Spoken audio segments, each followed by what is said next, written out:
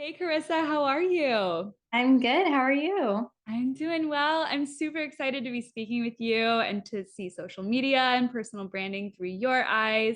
I've been following you for quite some time. So when I saw that one of your 2022 goals was to be a guest on a podcast, I knew we had to make this happen. So I'm super excited that you're here. But before we jump in, I do have an important question for you that we ask all of our guests, and that is, what is in your glass tonight? This is marketing happy hour after all. Okay, this might be a lame happy hour drink, but it's my favorite summer drink and it's a LaCroix. It's very, very hot in Austin, so I need something cool all the time. So I am drinking a Love lot of LaCroix. that. What flavor do you have? I have key lime right now, but I really like the limoncello also. Those are my favorite. Ooh, I haven't tried key lime, but the limoncello one is really, really good. And unlike what people say, I think they actually taste like fruit, not just like you walked in a I room and there know. was fruit. Like I actually think they taste good. So that's why. You're like, you know what? I'm not on the train of hating on No, LaCroix. I am like team LaCroix here. So Oh my let gosh. everyone My one of my really good friends just came over. She is pregnant, and by the time this comes out, she will have had her beautiful baby girl. But we know. just had a couple mocktails. So I made it's called With Company. It's a cocktail mixer company based out of Nashville. And it's like their bouquet one. So it's lavender and rose and all that good stuff mixed with Blake Lively has this new brand called Betty Buzz, and it's like cocktail mixers, like more of the soda water, tonic water type thing. Right. Um, so I had a little bit of the grapefruit like tonic water that she does, and I just mix them together, and it's actually so good. So highly recommend. I would say that sounds much better than mine, so I'll do that next time. Oh my gosh, yeah, just add a little splash of LaCroix. I feel like it would make it all work. Right. That sounds very good. Yeah. So I'd love for our listeners to just hear a little bit about your background, how you kind of got your start in social. I saw on your LinkedIn that you manage social at Chick-fil-A. So like I love Chick-fil-A. Love to hear about that. And then just tell us a little bit about your favorite projects, what you're kind of focused on now, and how everything has happened in your career. Well, honestly, when I think back to how it's happened, I'm like, whoa, I didn't even realize this was happening. Um, when I started, I feel like I started out like every other girl, just posting on Instagram. Like it wasn't a planned thing, I guess I would say. We were doing like a lot of traveling back in high school, and I just like we were in Paris, really like, of course, I'm gonna post about it on Instagram. And so that's where it started, was just like sharing what I was doing. And I don't know, I'm not trying to like toot my own horn here, but I've always just had like a good Instagram. I don't know why. It just like it always She looked good. does. She really does. Like I'm not trying to like it just looks good. We all have our own strengths. Um, and so that's kind of just how it started. So I was doing that all through high school. And then towards the end of high school, I like needed an actual job that made money, not just filled my creativity. So that's when I started working at Chick-fil-A, just as like a regular like chicken nugget employee. And I did that for about a year and a half. And then I couldn't wear the uniform anymore. I couldn't do it. And so I was trying to figure out a way to like stay there without working the same roles I was doing. And so I don't remember how this happened, but one of the marketing girls left and the position was open, and somehow I weaseled my way in. And then somehow that turned into me doing the social media, which was really fun. I loved getting to like learn the corporate initiatives, and then I just did it for our store. And so I would like work with the corporate to like understand what the initiatives were for the next couple months, and then share that and just like take photos of chicken nuggets. Like it was just really fun. That's awesome. And it was very low stakes and like a great way to learn. And so that's what I did all through high school until I went to college. So then when I got to college, I somehow ended up in a job where I was running the social media for our school. And that was super fun because it was a much larger audience. I went to a smaller private university, so it wasn't huge, like it's not like a state school or anything, but it was a really great experience for, we're representing a lot of different people. We have to make sure that we're like inclusive, diverse. And that was just great training for me on understanding how to be creative and use strategy, but also like keep in mind other things. And so I just really loved that. And then there were all kinds of events I had to cover. So I would like go with my phone, sit front row, and just, it was really fun. And that is kind of how I got started. But the entire time in school, I was studying to be a speech therapist. So this was all like a side gig, I guess. Oh, that's awesome. Well, how did you get from speech pathology to full-time social? Walk us through that journey. Great question. Again, I don't really know how I ended up in either.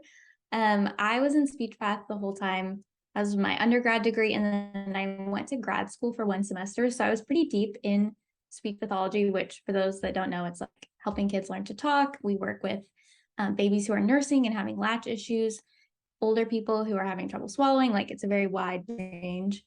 And obviously I still care about that a lot, but I was feeling kind of a little misled in the grad school community. They all knew I was really creative, and they were like, oh, you can use your creativity in the field. And then when I got there, I was like, actually, I can't really do that. And so I was kind of feeling these things and a little bit frustrated. And then I met my husband on Hinge, which is a whole different story. I love that story, by the way. Thank you. I was saying people can go to my Instagram and like look on the highlights because there's a lot about that. But I met my husband and he lived in a different town than I was in school. And so I was kind of like, well, I want to be with him and I don't want to be here and I don't want to be doing this. And that was when I was like, okay, I'm going to leave grad school. So I was 1 semester in, and then I called all my professors and was like, hey, I'm dropping out. And like, they were all like, one of them said she was disappointed, but not surprised, which I was like, Aw. okay. They have all known that I just like love doing creative things. And, you know, I believe I have a gift in that. And so to me, it was kind of confusing and it didn't feel like that gift was being used. So it's fun now to be able to use that every single day and grow that skill instead of just having it be something I do once my homework's done. So that was definitely a very scary jump. But I'm obviously really glad I did it. Yeah, absolutely. What have been some of your favorite projects so far in this journey of being a social media strategist? I think just starting my business, I honestly thought I couldn't do it for a long time. And so I think that's like the number one thing the message I want to spread is that you can do it. It's not that hard, actually. It's just getting started. Mhm. Because I know a lot of girls want to do it. They want to get into social media and marketing, but they don't know how. And like, you just have to do it. There's no like one path in. So I think that's what I'm most proud of. I'm really proud of my like pad fundraiser that I do every single year. That's not necessarily a work project, but I think social media is just such a great outlet to advocate for things you're passionate about. It's a great way to share your skills, like your dreams with people. And I love doing that both personally and professionally. So that's probably my favorite project that I've done. And what I'm focused on right now is just figuring out the new algorithm and Yes. but more importantly, figuring out how I'm going to adapt every single time, because as soon as I figure out this one, it's going to change again. And so I just want to learn to be better at adapting no matter what it is. Yeah, absolutely. Taking a pause just from this whole conversation, I'd love to hear more about the initiative about the pad fundraiser if you want to share. I know our listeners would love to hear that too. Yeah. So a couple Galentine's days ago, or Valentine's, whatever you want to call it, we were having a party and I was like, we should have this. Like to me, it just felt like there was something missing. And I don't remember how I had heard about it, but I had heard of someone who was like gathering pads and feminine hygiene products to donate to women's shelters for women who don't have access to those. And so I just asked my friends to bring some and they brought a lot. And then I was like, wait, I should do this every year. And it's a fun, like, Galentine's tradition. Like, we're supporting other women and it's just grown. And I've done it on Instagram the past few years because obviously the pandemic kind of put parties on pause. Yeah. But it's still been cool to see people rally and just support. And that's something I love to do. So Yeah, no, I love that so much. I've seen it on your social media, but it's cool to just hear like the inspiration behind it. And when I was little, instead of having a birthday party every year, I would have a Valentine's Day party, but it was basically just like all the girls in my class. And so Valentine's has a really great spot in my heart. And I think that's such a fun initiative to do and to just give back around that holiday. I think that's amazing. So, Karissa, when you got out of grad school, what was next for you? a lot of time on LinkedIn looking for jobs. Thankfully, I did have some obviously creative experience on my resume, and I was able to find a job in an agency in Austin. and they specialize in branding, mostly like graphic design and branding with a little bit of social media for interior designers.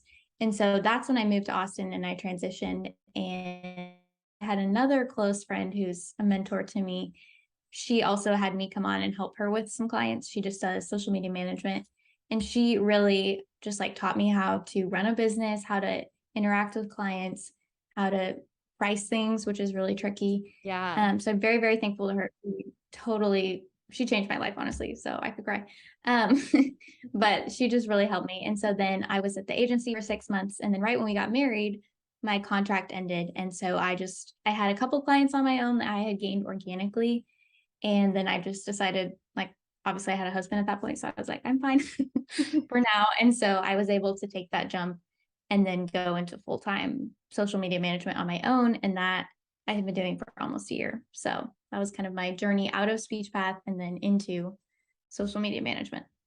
That's so awesome. Okay, so what is the process like then for an individual or brand client that wants to start working with you? How do you kind of set up those contracts and determine deliverables and measure success and make sure it's all a well-oiled machine? How do you get going with that? Right. Well, I definitely will say I am new, and so I'm still oiling my machine and figuring out how it's built. And one thing I really value is just like friendship and honesty with my clients. And so I'm not super contract like nitty gritty. That's just not how I work. And that's not how my clients work either. So we have a great relationship and I'm really thankful for that. And it's not like, oh, like this isn't the contract for you. Like I want to serve them and my goal is to help them grow their social media and feel confident in it. And so that's kind of how I work. So we do have contracts. My clients are on monthly retainers, but I just really love helping them and I love building that relationship. So it's not like a super like, oh, the contract said I need to call my lawyer. Like we're not Right. about that. As far as working together, we just want to make sure that like this is something I really learned at my agency job. And I think for anyone who wants to work in social media, you need to work with people that you like connect with. And I think Absolutely. just like you're not going to be friends with everybody who you walk in a room with, like you're not going to be best friends with everybody. And likewise, you're not going to be the best fit for every client. And so I have tried to vet them. Obviously, everyone's amazing. So I'm not saying like some people aren't like they're Yeah. too low for me. No, that's not what I'm saying. But some people like we just have different working style and we're not going to work well together. And that's not bad. It's just truth. Mhm. Um, and so I think that has been a huge thing for me that has just made the process so much easier. As far as like contracts and deliverables go, like we build a friendship and we work together. And I also think I'm in a space where I'm not going after, as far as reaching out to new clients, I'm not going after the ones that like a typical Gen Z millennial social media manager might. I think there's a huge gap for like older women who run businesses but don't want to manage social, and their businesses are successful, but they just they don't know how to do it. And so that's kind of where I step in, and that's the market I'm in, and I love it. And in terms of measuring success, one thing I really share with my clients and I hammer on is that it's not about the followers, it's about how booked your business is. So if your business is doing well, for reference, most of my clients are like interior designers. I have a winery, some photographers. So they're all a little different. So it's hard to measure like exactly, but if their business is doing well, then that's the goal of social media, is to bring them more clients, not necessarily followers. Because it's really easy to have something go viral and you get a lot of followers, but those don't convert into customers. And so my goal in their social media is to serve the people who love them, who follow them because they love their work, not just, oh, this video is cool, I'm going to follow and like never interact with their content. Right. And I think like the vanity metrics are really tempting to, and it's tempting for clients to be like, oh, well, like this post only got 30 likes, but yeah, you're booked till December, like that's fine. And so I just think it's really important for everyone to keep in mind on social media, whether you're a social media manager, a business owner, or just a person, that likes don't really matter and that followers are just numbers. So that's my tip for measuring success. No, that's awesome. I really think that people need to hear that, especially today as things are changing and people aren't even seeing posts, at least on Instagram, as much as they used to, and like are their engagement is just tanking and people are freaking out about it. I think what you said about as long as your business is booked, like that's okay. Driving awareness to your business is really what social media is all about, especially now. So, and providing a place to connect with people. So, Right. And I've even seen in the interior design community, it's a little bit older women, like 30s, 40s, not like old. yeah. Um, but I've seen a lot of pushback to like reels and Instagram stories because they want to keep it the way it was. So if I start pushing all these young millennial Gen Z trends on them, that's not what they want. So I think it's really important to understand that it's your audience and you manage success within that audience, not the overall Instagram trend, if that makes sense. No, that's really good. That's a really great point. Thanks for sharing that. So Karissa, what are some of your top social media tips just overall? This is very cliche, but don't overthink it. Social media is such a blip in the scope of life. Like a post is a second, someone scrolls past it. And so obviously, yeah, we want to put thought and intention and, make things look good and have it be strategic. But there's also a point where it's like, okay, this is just social media. We don't need to overthink it. We're not curing cancer. We're just posting on Instagram, and that's great, but it doesn't have to be overthought. And I think when you relax a little bit, it creates room to be organic and have fun. And that's what people love is they love something fresh and they love just something they can relate to, not this like overthought, perfectly punctuated post. So that is my tip to anyone, whether you're just doing it for fun or for business. No, that's super important. That's really, really good. If someone is just starting out, what advice would you give them to succeed on each platform? I don't really do TikTok very much, so I'm only going to speak to Instagram. That's my specialty. Okay. I would say really utilize the community aspect. I think I have gotten all of my clients through Instagram and I don't have a ton of followers. I'm an example of you can have a great result come from Instagram without being like having a blue check mark. That doesn't matter. So I would just say building community through responding to comments, messages, engaging with people. That's really where I have seen the biggest growth. And what I do for my clients as well is just really like be more of a person than just posts, if that makes sense. So that would probably be best. Obviously, be consistent, be relevant, but also utilize the community aspect. Yeah, definitely. And you're kind of the queen of that.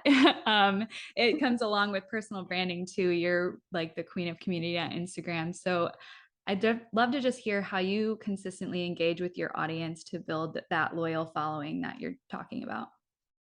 Well, thank you. I sometimes I feel like I post too much, but I just love using it. I think especially as I have transitioned out of speech path into social media, going from being single to now being married, I just have really appreciated all the relationships that I've made on social media. And even just like feeling seen on something that I share, someone else responds and they're like, me too. And so that just helps. And that motivates me to make more because I want people to feel that same thing when they see something. So I feel like that's just how I do it. And I also just love to do it for fun. And so that helps that it's not a chore for me. It's a joy, not to be cheesy, but that just helps because it is what I love to do. And I think that shows through what I post. Yeah, you're definitely unique in that because we do hear a lot of like social media professionals that just like get so bogged down with their day-to-day work that social just becomes equal to work almost, and there's like no joy left in it for them. I just would love to hear how you kind of separate that. How do you separate your own social from your client work? How do you keep coming up with fresh and creative ideas for your own social while also having these compartments in your brain, keeping in mind your clients? Like, I just feel like that's so hard to do. And I would just love to hear your thought process. Right. It definitely is hard. I think one thing I've had to do for myself is treat myself like a client because my Instagram is pretty much my main marketing for my business. So I have to stay relevant and on it. I can't just disappear. So I think about myself like a client and I would do this for a client. Okay, I'm going to do it for me. But obviously there's a lot less pressure with myself. And so that makes it more fun and more just, I can do it really fast. And then also I would say everything is pretty strategic that I post. I and like testing stuff that I'm going to use on my clients. And so I think it's a great way to it's great to use your social media as kind of a testing ground for things that you might not want to test on a client's account. So that's what I do. And like, you might be able to tell based on what I'm posting, but it's like a combo of those two things. So I love that. There's one thing that I love that you consistently post, and that's the CameraRollCrumbs series. What inspired that, and like, how do you continue to come up with fun ideas like that and Q&As and things like that? okay, so CameraRollCrumbs started a couple years ago. This was before the photo dumps were cool. So Yeah. I like to say I started it, but I know that's not true. But I was in Germany for study abroad, and I just had all these photos and I wanted to just share them. But they weren't like a picture of me or like something I would actually post. So I just did a carousel of all of them and called them CameraRollCrumbs. And that's kind of how it started. And I think Instagram has shifted this way more. So it's not as like a novel concept anymore. But just sharing things that you might overlook normally, and just not putting too much pressure on every photo to be perfect. And again, I think that really like aligns with what I believe and how I run social media accounts. So it doesn't have to be perfect, but those moments really show like what life really is. And so I love that. So I've been doing it ever since. And now photo dumps are cool. So it's kind of different, but I still started it. That's awesome. I love that. I think it's really important to share like the day to day too, not just the shiny pictures on Instagram, which I'm like horrible at taking my own advice here. But all I post are like, I went to this coffee shop. Look at this place that I went. I never post like day to day stuff, but maybe I'll start and I'll tag you and I'll be like, this Yeah. is my camera roll crumbs. You can do coffee shop crumbs. That would be fun. There you So go. I could. Yeah. Inspired by Karissa. Love yeah. it. um, just in addition to social too, you also have a really fun newsletter on email. I would love to hear a little more about how you concept ideas for the newsletter, why email is important to you, why going beyond social is important to you, all of that stuff. Right. Well, I definitely think the new algorithm shifts have really highlighted that you can't rely on one platform. And just like people say to diversify your income so you have multiple streams, I think the same goes for any social media, any brand really. You want to diversify how you're connecting with your customer, your client. Um, that's not necessarily the reason I do it. I just think it's fun. I love reading emails. I don't know if anyone remembers those old like email chains you would do, Yeah. Yep. or like forward this in 24 hours, or like your pet will die or something weird. And then all these questions. So I feel like I grew up on that, and I just still I love emails. I love writing a lot. It brings me a lot of joy, and it's a really good creative like practice for me. Mhm. And since I am writing captions all day long, I feel like writing personally just helps me get sharper. So I look at it as more of an exercise than like, I'm just gonna sit down and type. So that's been super helpful for me just to grow in that area. But I love just picking a fun theme and running with it. Yeah. So That's so awesome. We're trying to start an email list. We're trying to keep up with it. But I love like looking into other people's emails and seeing what they're doing. We did have on one of our last seasons of the podcast, like an email copy expert. She's a ethical copy expert, Carson Murray. I don't know if you follow her or anything on social media, but her email newsletter is so good too. And both of yours are like, I always look forward to it. yeah. So I yeah. haven't heard of her. I'm gonna go subscribe because Yes. I need more emails to read, honestly, that aren't just like ads to buy things. Yeah, no, I totally agree with that.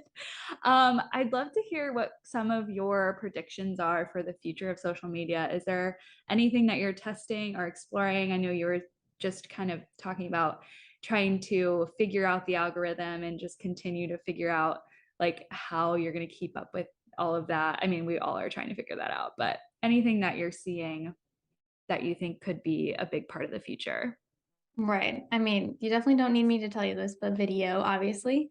But I think there are a lot of people who don't want to do videos, like traditional videos. And so I've been experiencing with like text that's moving and just kind of turning carousel graphics into videos, just to see what the engagement is on that. I think it's hard to predict social media because we really have no idea. But I definitely, this is just me predicting for myself. I definitely think like NFTs, and we will all shift into that, which I think those are fascinating. And I love like learning about that. I definitely don't understand it well enough to like Same. take one, but I think that's definitely where we're heading, especially for brands using them as like tickets to get into events and stuff like that.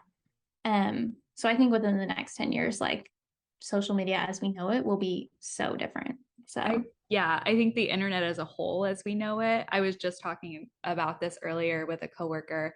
It's just going to be entirely different than what we have now. And we actually just like we looked at this article and it was like millennials are aging out of the internet because the internet that they kind of grew up with and built actually is totally not the same internet that we have now. And that's why you see like Gen Zs popping on TikTok and like making fun of the millennial that says like doggo or one of those like buzzwords that is apparently cringy now, which I don't know. I've never said it, so I don't know.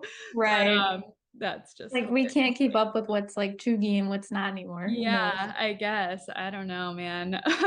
Which I think is why it's really important to be flexible. And that's something I want to grow in and like just learning to adapt to all these changes instead of being like upset that it's not the same anymore. Because I think it's definitely easy to be angry when you're really good at something and then it changes and like it's not as valuable.